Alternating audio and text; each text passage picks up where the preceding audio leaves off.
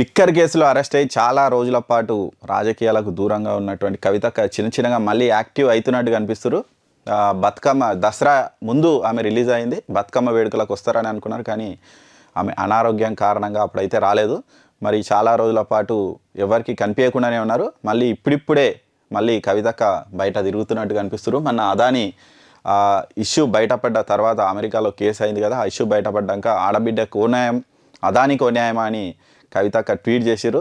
ఇక ఆ తర్వాత ఇక కొన్ని విషయాల్లో ఆమె అంటే బీసీ కమిషన్ కూడా జాగృతి తరపున నివేదిక ఇస్తారని కూడా చెప్తున్నారు. మరి ఆ తర్వాత ఇక్కడ చూడొచ్చు, పిరికి వాళ్ళు బీఆర్ఎస్కి అవసరం లేదు అని కవితకు స్టేట్మెంట్ అయితే ఇచ్చారు. మరి పదవులపై వ్యామోహం ఉన్నవాళ్ళు అని మాకు అవసరం లేదు, పార్టీలోకి రావాలి, పని చేయాలి, మరి పదవులు మాత్రం మేమే అనుభవిస్తాం అన్నట్టు ఉంది ఆమె మాటలు. ఎందుకంటే పదవుల మీద వ్యామోహం లేనోళ్ళు మాకు అవసరం లేదంటే మీకు వ్యామోహం లేదా కవితక్క గారు? మీకు పదవుల మీద వ్యామోహం లేకుండానే రాజకీయాలు చేస్తున్నారు. ఎవరైనా పదవులు కావాలని రాజకీయాల్లోకి వస్తారు, కానీ వీళ్ళకి పెద్ద పెద్ద మాటలు మాట్లాడతారు. గిట్టే అంటే మా పార్టీలోకి వస్తే మేము ఇచ్చిన వాళ్ళు తీసుకోవాలి అనేది అది పక్కకు పెట్టాలి మీరు. సరే, ఇక పిరికి వాళ్ళు అవసరం లేదు అన్నారు, ఓకే. ఇక స్థానిక సంస్థల ఎన్నికల్లో సత్తా జాడుతామని అన్నారట కవితక్క. మరి పిరికి వాళ్ళు, పదవుల వ్యామోహం ఉన్న వాళ్ళు మాకొద్దు, ఒక పార్టీ ఎమ్మెల్యేగా గెలిచి మరో పార్టీలోకి వెళ్తే పదవికి రాజీనామా చేసి వెళ్తే బాగుండేదని అంటున్నారట. మరి గతంలో మీరేం చేసిరు? మీరు ఎంతమంది జాయిన్ చేసుకోలే, అప్పుడు పదవులకు రాజీనామా చేపించే జాయిన్ చేసుకున్నారా? కాబట్టి ఇవే మాట్లాడితే జనాలు హర్షించే పరిస్థితిలో లేరు. ఎందుకంటే గతంలో మీరు ఏం చేసిరో ఇప్పుడు మీకు అదే వస్తుంది.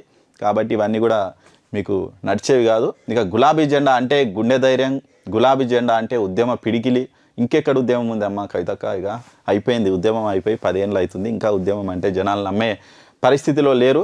సరే, ఇక బంజారా హిల్స్లో జగిత్యాల నియోజకవర్గ ముఖ్య నాయకులు ఆమె కలిసిరట. ఈ నేపథ్యంలో జగిత్యాలలో స్థానిక సంస్థల జగిత్యాలలో ఆమె చాలా అనుచరుడుగా ఉన్నటువంటి ఎమ్మెల్యే సంజయ్ కుమార్ పార్టీ మారిరు. మరి ఆయనను ఉద్దేశించి అన్నదేమో, మరి ఒక పార్టీలో గెలిచి ఇంకో పార్టీలోకి ఎట్లా వెళ్తారు అని. మరి వచ్చే స్థానిక సంస్థల ఎన్నికల్లో మేము సత్తా చాటుదామని పిలుపునిచ్చిరట. మరి స్థానిక నాయకత్వానికి మీకు సంపూర్ణ మద్దతు ఇస్తాం, ఎమ్మెల్యే సంజయ్ పార్టీ మారారనే అంశంతో సంబంధం లేకుండా గులాబీ జెండా ఎగిరేయాలి అని వాళ్ళకైతే చెప్పిరట. మరి 10 నెలల్లోనే ప్రజా వ్యతిరేకత వచ్చింది ప్రభుత్వం మీద అని చెప్తురట కవితక్క. మొత్తంగా అయితే చాలా రోజుల తర్వాత కవితక్క ఒక పొలిటికల్ స్పీచ్ అయితే ఇచ్చారు.